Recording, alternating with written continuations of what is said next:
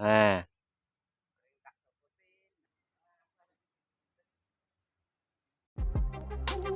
Hai semua, penggunaan alat berat untuk keperluan tambang maupun pekerjaan lain dapat mempermudah serta meningkatkan efisiensi. Namun di sisi lain, ketika alat berat mengalami kerusakan, maka membutuhkan proses perbaikan secara cepat agar perusahaan pemiliknya tidak mengalami kerugian. Dan berikut adalah beberapa proses perbaikan alat berat. Jerman merupakan negara yang memiliki banyak tambang-tambang mineral. Salah satunya adalah tambang lignit atau batu bara coklat yang berada di Hambach di Jerman. Untuk mengekstraksi biji tambang, mereka menggunakan bucket wheel excavator, yakni Bagger 290. Bagger 290 dibuat oleh perusahaan dari Jerman yang bernama Takraf. Mesin ini memiliki panjang 225 meter, lebarnya 130 meter, tingginya 96 meter, dan berbobot 14.200 ton. Karena ukurannya yang sangat besar, sehingga membuat Bagger 290 sebagai salah satu bucket wheel excavator yang terbesar di dunia. Bagger 290 memiliki 3 crawler utama, dan masing-masing crawler tersebut terdiri dari 4 crawler dan pergerakannya dikendalikan oleh satu crawler melalui steering shaft. Perharinya, Bagger 290 mampu menggali bebatuan hingga 240.000 meter kubik, dan karena kemampuannya itu, menjadikan alat super besar ini sebagai simbol dari aktivitas pertambangan di tambang Hambach, Jerman. Bagger 290 ini pernah mengalami kerusakan, yakni pada piston hidrolik silindernya. Pada tahun 2005, kebocoran pada piston rodnya semakin besar, sehingga dilakukanlah rencana perbaikan. Dalam 21 hari, proses perbaikan harus selesai, karena jika lebih dari batas yang ditentukan, maka perusahaan tambang akan mengalami kerugian yang sangat besar.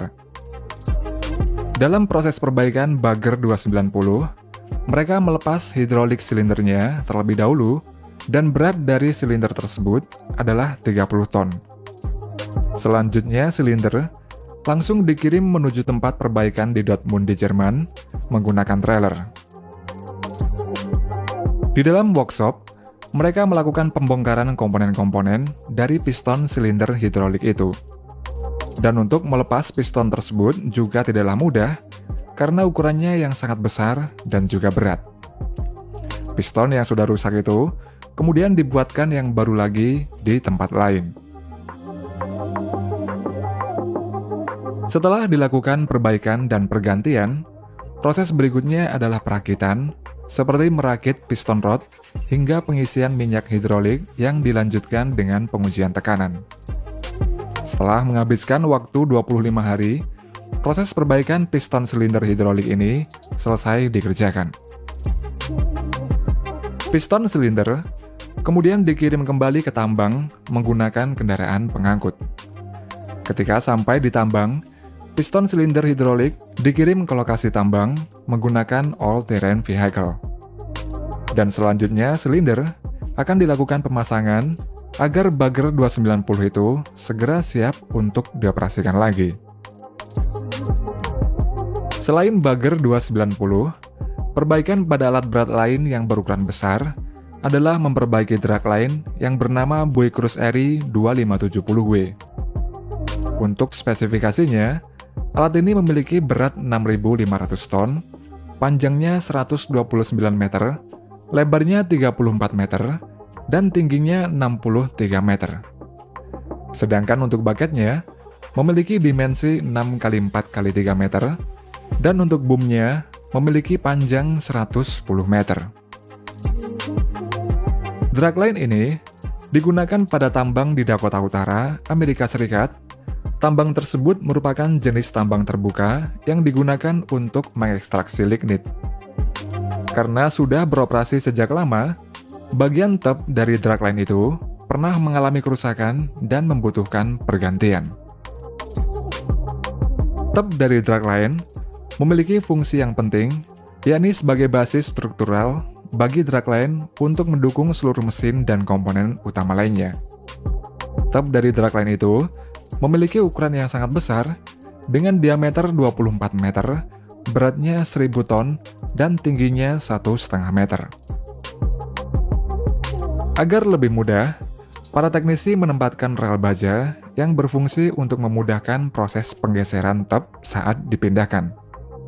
Kemudian untuk proses penarikannya, dibantu oleh beberapa scraper dan mengeluarkannya secara perlahan.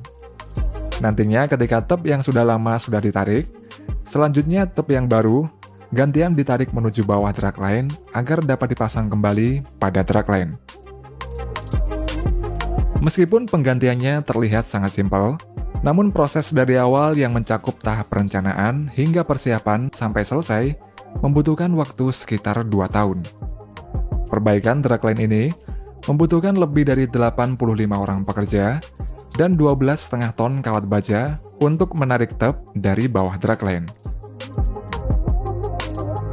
Kemudian untuk perbaikan alat berat buatan perusahaan Liebherr, karena sudah memiliki reputasi, ketika ada alat berat Liebherr yang mengalami kerusakan, maka para teknisinya akan segera memperbaikinya.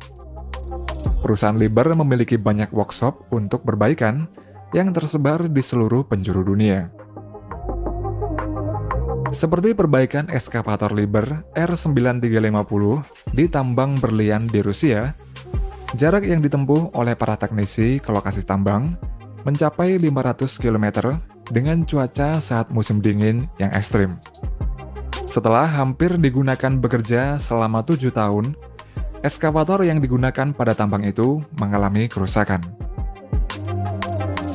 Para teknisi segera membongkar komponen ekskavator yang mengalami kerusakan, selanjutnya diganti dengan spare part yang sudah dipersiapkan sebelumnya. Kemudian ekskavator juga diberi fluida dan minyak khusus yang dirancang agar dapat digunakan pada suhu yang sangat rendah karena suhu di tambang itu bisa mencapai minus 50 derajat.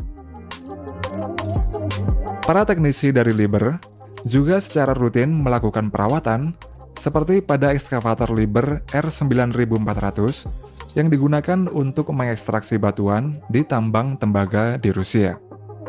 Ekskavator yang sudah beroperasi 500 jam kerja akan secara rutin dilakukan perawatan oleh teknisi dari Liebherr.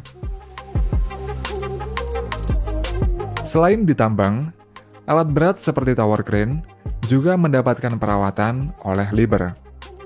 Seperti tower crane yang digunakan untuk membangun bangunan tertinggi di Eropa, yaitu Lacta Center yang berlokasi di Saint Petersburg di Rusia. Gedung pencakar langit itu memiliki tinggi mencapai 462 meter, dan untuk membangun Lacta Center itu digunakan beberapa tower crane dari Liebherr. Untuk merawat tower crane tersebut, para teknisi harus memanjat menara Lacta Center hingga ketinggian 462 meter.